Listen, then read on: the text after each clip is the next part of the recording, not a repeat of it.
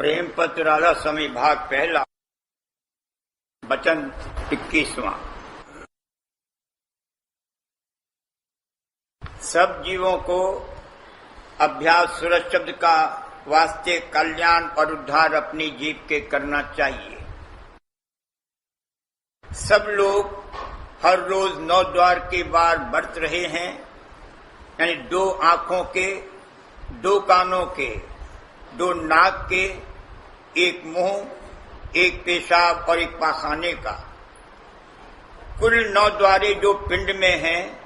इनमें होकर सूरज की धार दुनिया के अनेक तरह के भोग और पदार्थों में बर्तावा कर रही है और एक एक द्वार का रस और मजा जो हासिल होता है,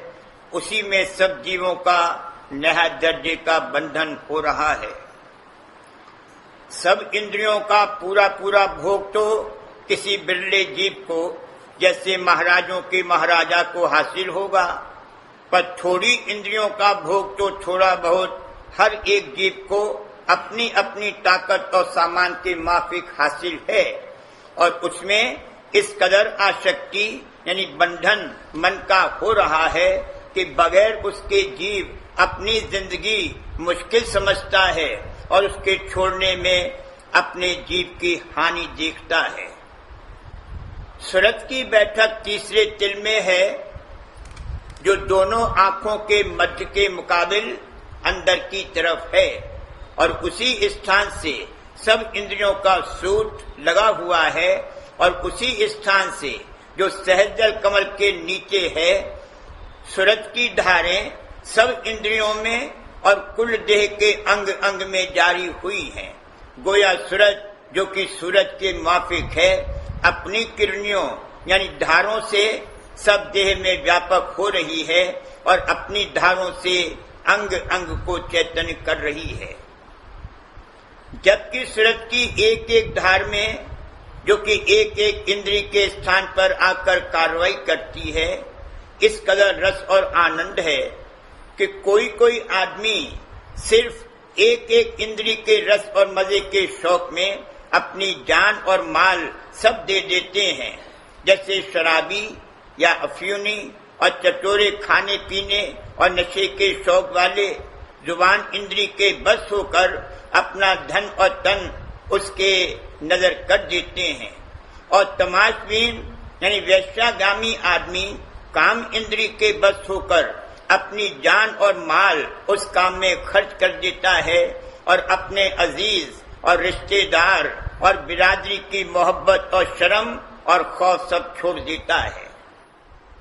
तो रूह यानी सूरज की धार में जो ऊंचे मुकाम यानी 10वें द्वार से पिंड में आती है और जो अपने मुकाम पर बैठकर और अनेक धार होकर मिस्र हजारे फव्वारे के तमाम बदन में फैली है, किस कदर रस और आनंद होना चाहिए। यानी उस धार को कुल रस और मजा और आनंद का जो पिंड में इंद्रियों के वसीले से हासिल हो सकते हैं, भंडार समझना चाहिए। अकलमंद आदमी जो इस बात को गौर से समझे, वो फौरन ये नतीजा निकाल सकता है कि जबकि सर्व रस और मजे और आनंद सूरज की धारों में है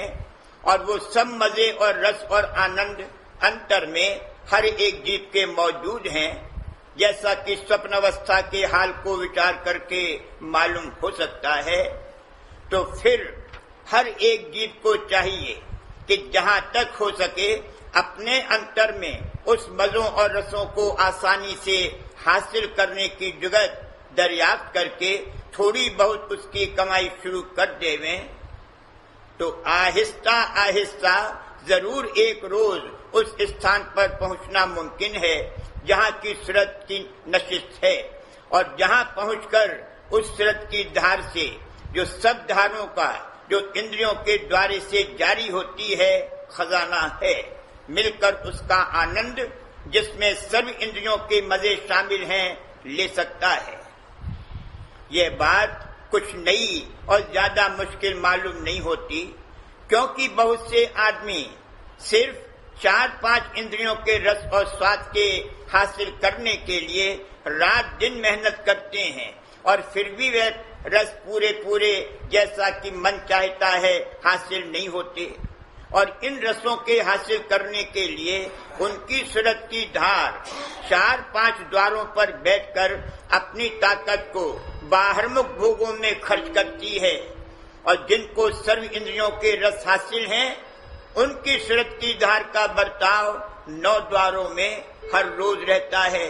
यानी इन द्वारों के वसीले से बाहर की तरफ दुनिया के भोगों और सामान में वो धारें रोजमर्रा बहती रहती हैं, यानी खर्च होती रहती हैं।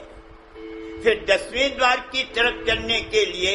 जो अंदर दिमाग यानी सिर के गुप्त है और जहाँ से कि शब्द की धार रूह यानी सूरत के स्थान तक और वहाँ से नीचे की तरफ हर वक्त जारी है और तमाम बदन को चैतन्य और ताजा करती रहती है।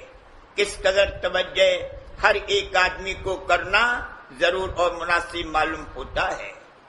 जो इस कदर मेहनत न बने,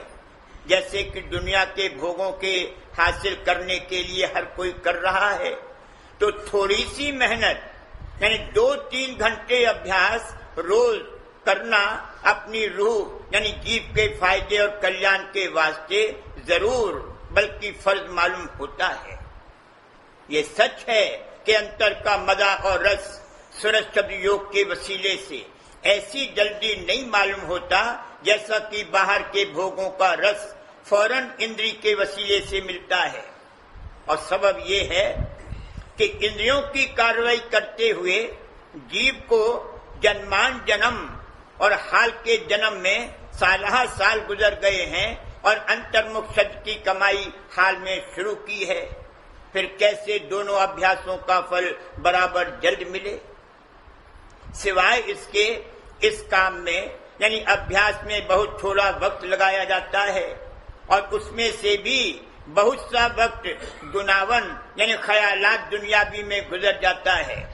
तो थोड़े से थोड़ा वक्त खालिस अभ्यास में सर्फ होता है। फिर किस तरह ऐसा जल्दी असर और फायदा अंतर्मुख कमाई का सही मालूम पड़े? शौकीन को इस वास्ते मुनासिब है कि जिस कदर बन सके रोजाना अभ्यास जिस कदर दुरुस्ती के साथ बने करता रहे और जो रस और आनंद आला दर्जे का अंतर में न मालूम पड़े तो अपनी हालत की परख करके देखे कि अभ्यास से पहले किस कदर उसके मन का बंधन संसार और उसके पदार्थों में था और बाद गुजरने कुछ अरसे जैसे 1-2 बरस के किस कदर प्यार और भाव उसका दुनिया और उसके पदार्थों में कम हुआ और किस कदर प्रीत और प्रतीत उसकी सच्चे मालिक और गुरु के चरणों में बढ़ी और किस कदर उसका भजन और सत्संग में चाव और प्यार बढ़ा। जो इस तरह अपनी हालत की परख करने से मालूम पड़े कि संसार और संसारियों की तरफ से तबीयत किसी कदर दिन दिन हटती जाती है और अंतर अभ्यास और सत्संग और वाणी के पाठ में ज्यादा लगती जाती है और इधर का रस ज्यादा आनंद और इधर का रस ज्यादा आनंद देता है और संसार के भोग दिन दिन किसी कदर फीके लगते मालूम होते हैं, तो यही सबूत इस बात का है कि अंतर का रस भारी और पायदार है और बाहर भोगों का रस हल्का और फीका और नाशवान है। फिर मुनासिब है कि जिस कदर बने इसी अभ्यास को आहिस्ता आहिस्ता बढ़ाता जावे और संसार की मोहब्बत आहिस्ता आहिस्ता कम करता जावे, तो रफ्ता रफ्ता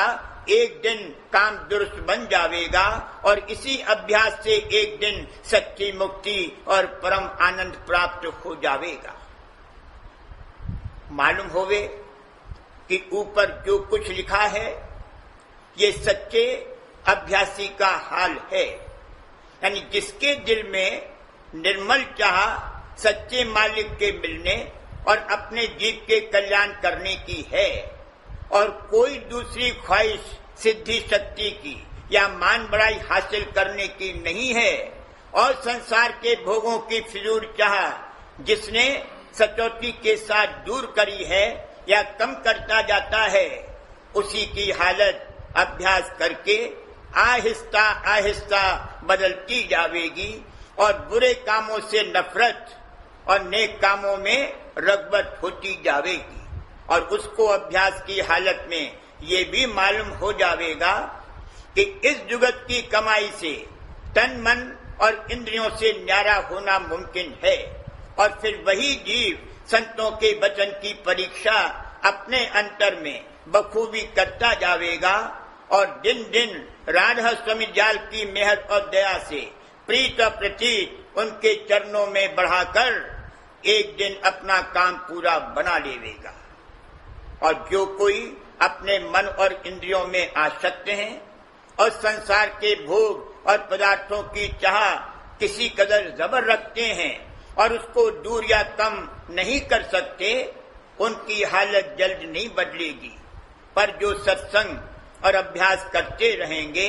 तो अव्वल उनके अंतर में सफाई और फिर आहिस्ता आहिस्ता चढ़ाई होती जाएगी और फिर हालत भी बदलती जाएगी।